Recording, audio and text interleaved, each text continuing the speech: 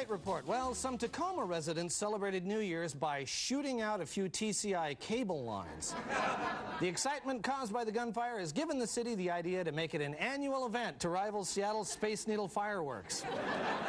Well, since last year's prisoner breakout, nearly $1 million has been spent on the Kent jail to make it more secure, including the addition of galvanized steel bars and razor-type barbed wire.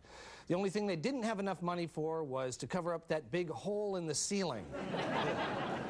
An Auburn man has invented a new board game called Tenacity, the reality of athletics, in which athletes move around the board avoiding obstacles. The obstacles include traffic islands, coaches, and Keg Restaurants.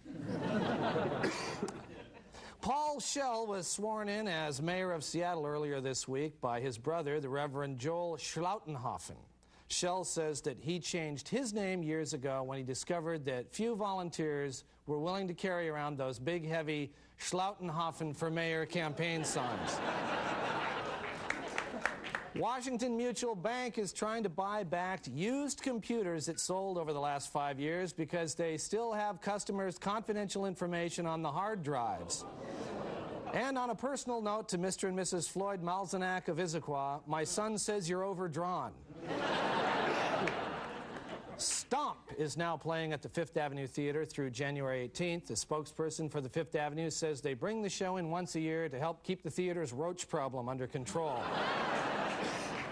Well, Woodland Park Zoo's new baby gorilla was stolen from her mother, Jamoke's arms, shortly after birth by another pregnant gorilla, Amanda, who had to be tranquilized. Next month, the episode will be featured on TV in what many people think will be the best Jerry Springer show ever. And now, with some predictions for the new year, here is Psychic Bob.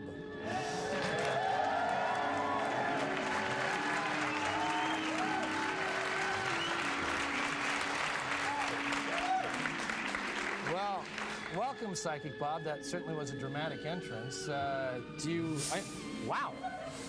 That's very... I understand you got some predictions for us here. Yes, I certainly do. Okay, can you see the prompter from here? I think I can. Okay. In 1998, I predict Hooters will continue to attract a mostly male clientele. The universe will continue to expand, but TCI will still claim they don't have room for VH1 in some areas. Many Americans will report being abducted by aliens, but will add with a sigh of relief that the aliens have pretty much gotten tired of the anal probe thing. White people will finally apologize for something they should have a long time ago. Kathy Lee Gifford.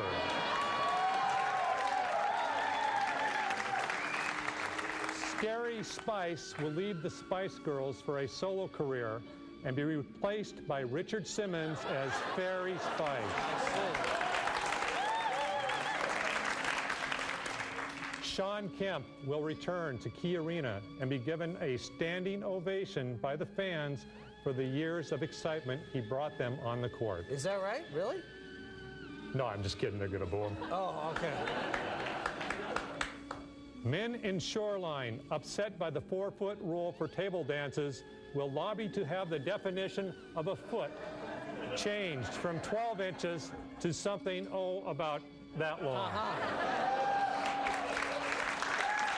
And finally, the guy in front of me at a red light will stop 30 feet behind the car in front of him, and then slowly creep forward a few feet at a time, forcing me to also creep forward a few feet at a time with him.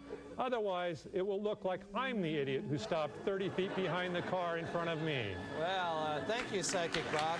I mean, it really makes Psychic Bob, makes Psychic Bob wonder what the hell's the matter with some people, Well, thanks, Psychic Bob. Really, you got people driving cars who can't figure out how to use the Slurpee machine Okay, at Psychic 7-Eleven. Bob, everybody, Psychic Bob. Thank you.